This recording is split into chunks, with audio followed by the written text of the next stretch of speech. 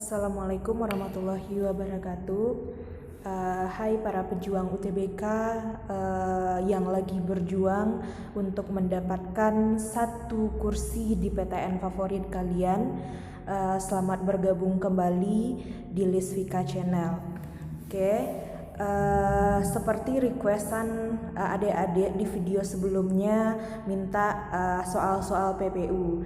Nah, hari ini kakak akan coba bahaskan soal PPU seperti FR-FR yang sudah beredar sebelumnya, yang katanya soal pengetahuan dan pemahaman ini gak terlalu susah Pak, dan dibilang juga lebih susah lagi soal-soal TOTOUN sebelumnya. Oke, namun sebelum kita mulai ke soal, bagi adik-adik yang belum subscribe silahkan subscribe, dan bagi para pejuang UTBK yang sudah melewati ujian UTBK silahkan share video ini ke teman adik-adik yang belum ujian UTBK. Dan insya Allah video-video yang kami upload itu adalah video-video yang insya Allah nantinya akan membantu adik-adik yang belum ujian UTBK. Oke, kita lihat untuk soal pengetahuan dan pemahaman umum.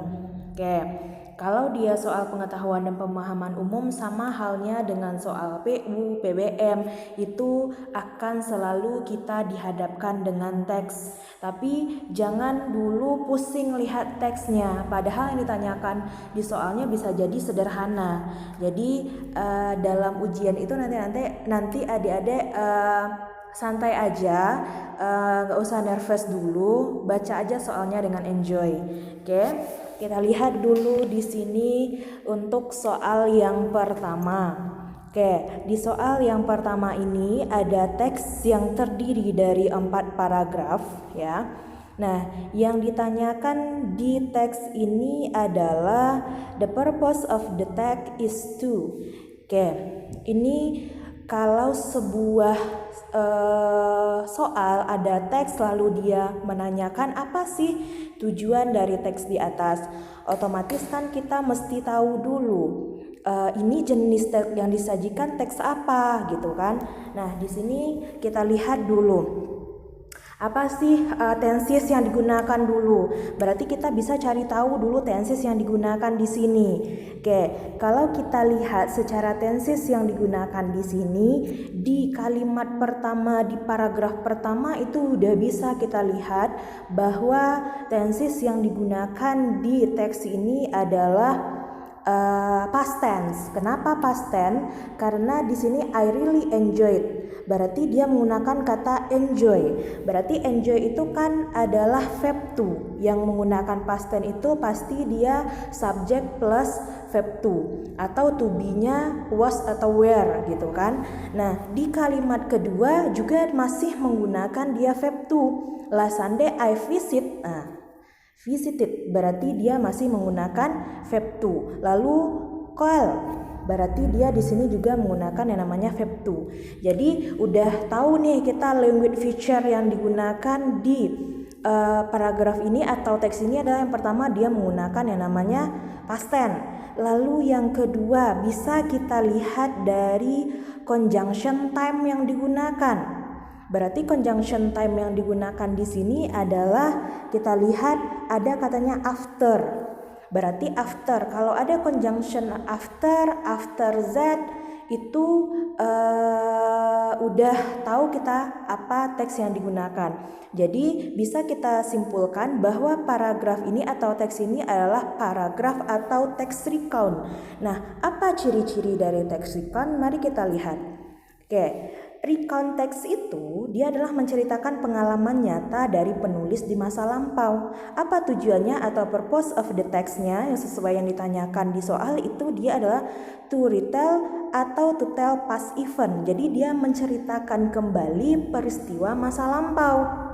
Lalu language feature yang digunakan. Tadi setelah kita cek language feature yang digunakannya yang pertama itu ada past tense. Dia menggunakan verb 2. Oke, seperti enjoy it, itu dia. Lalu ada apa tadi lagi, ada 3 tadi di awal paragraf. Lalu yang kedua, time conjunction yang digunakannya itu ada after that, before, then. Itu yang dia gunakan. Berarti udah bisa kita tebak atau kita jawab untuk soal nomor 1 ini adalah the purpose of the text is to, berarti jawabannya adalah yang A. Oke, berarti untuk menjawab apa tujuan teks itu, berarti kita mesti tahu dulu teks yang disajikan itu jenisnya apa gitu. Nah, mungkin bingung membedakan antara recount teks sama naratif. Kak, naratif kan juga menggunakan verb to, Kak. Iya, cuma kalau naratif itu dia menceritakan pengalamannya itu yang hayalan gitu. Jadi dia di situ lebih to entertain the readers gitu dia. Jadi dia lebih menghibur kepada si pembaca. Itu bedanya recount dengan naratif. Kalau naratif itu sifatnya hanya hayalan, kalau recount text itu dia benar-benar kejadian yang dialami oleh si penulis gitu, tapi di masa lampau. Itu dia ya. Berarti bisa difahami ya yang untuk nomor 1. Oke, sekarang kita lihat untuk yang soal nomor 2. Which of the following sea animal is known as killer? Berarti manakah di bawah ini binatang laut yang pembunuh gitu dia. Yang pembunuh. Berarti kita lihat di sini ada sea lion, seal, turtle, walrus dan dolphins. Berarti kita lihat di sini. Nah, ini dia kan ada di paragraf yang kedua. Oke, ini ada yang di paragraf kedua. Itu bisa kita cek ke soal yang pertama di paragraf kedua. Bisa kita lihat di sini adalah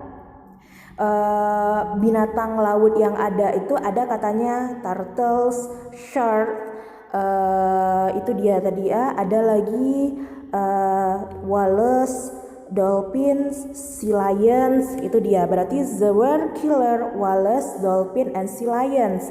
Itu dia. Berarti yang mana sih yang dia disebut sebagai yang hewan laut yang pembunuh? Oke, kalau sea lion ini dia namanya adalah singa laut ya. Singa laut. Oke, kalau seals ini dia adalah anjing laut. Oke. Kalau turtles ini dia adalah kura-kura. Oke. Kalau walrus itu adalah dia paus. Oke. Lalu ada dolphins. Dolphins ini adalah lumba-lumba. Oke, berarti yang di bawah ini yang termasuk binatang laut yang membunuh itu adalah yang paus. Berarti jawabannya adalah yang D. Oke, ini ada di paragraf yang kedua. Oke, bisa kita lanjutkan ya ke soal yang ketiga. Oke, di soal yang ketiga ini katanya adalah which of the following had made the writer very excited? Katanya kapankah si penulis itu merasa excited gitu. Nah, kapan dia merasakan excited? Ini ada di paragraf yang kedua, masih di paragraf yang kedua. Oke, kita lihat di sini. Ini di paragraf kedua ada di kalimat yang ketiga. Ini dia kalimat ketiga. Berarti kapan si penulis itu merasa excited? Itu adalah the most excited thing was watching a man feeding the shark. Nah, itu dia yang membuat dia exciting ya. Berarti jawabannya adalah yang C. Oke, jadi intinya untuk soal-soal PU yang beredar di FR lainnya itu adalah kita hanya mencari jawaban yang memang sudah ada di teks itu sendiri gitu. Jadi tidak sesulit yang nantinya adik-adik bayangkan gitu ya. Oke, lanjut kita ke pertanyaan keempat. Oke, kakak ingatkan kembali di video sebelumnya itu kakak udah jelaskan yang keluar itu adalah sinonim dan antonim gitu kan. Jadi itu di hari-hari pertama, hari kedua, hari ketiga sampai hari kemarin itu yang PPU-nya masih membahas tentang yang sinonim dan antonim.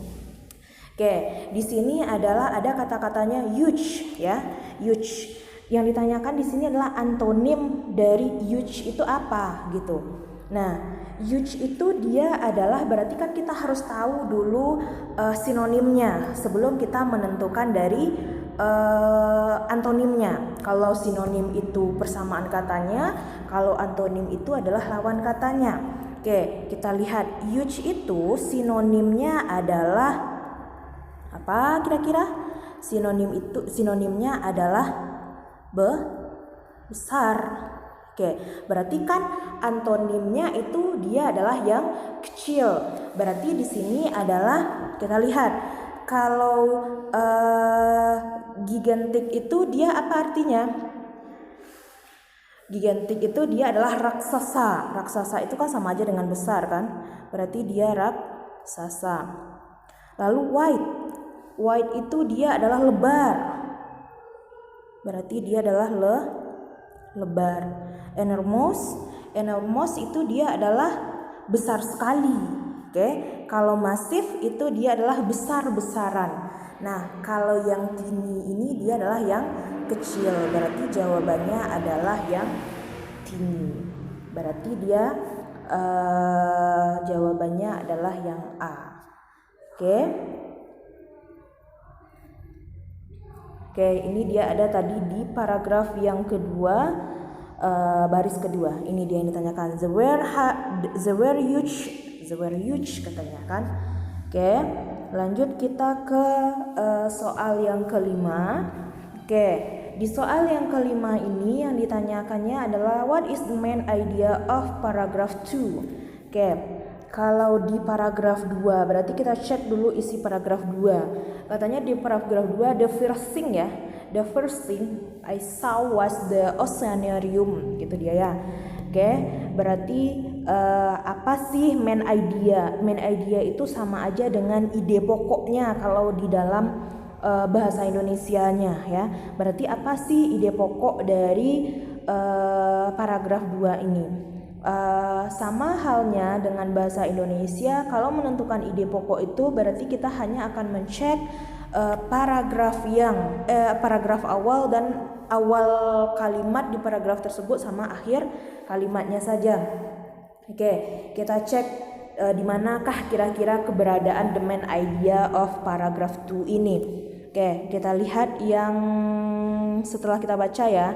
Berarti jawabannya adalah yang mana? Jawabannya adalah di sini kan dia lebih menjelaskan bahwa si writer itu dia mengunjungi oceanarium dan melihat performan dari ikan-ikan gitu kan. Berarti dia jawabannya di sini the main idea of paragraph 2 adalah yang D. Berarti jawabannya adalah yang D. Oke, adik-adik itu dulu untuk pembahasan PU kita hari ini.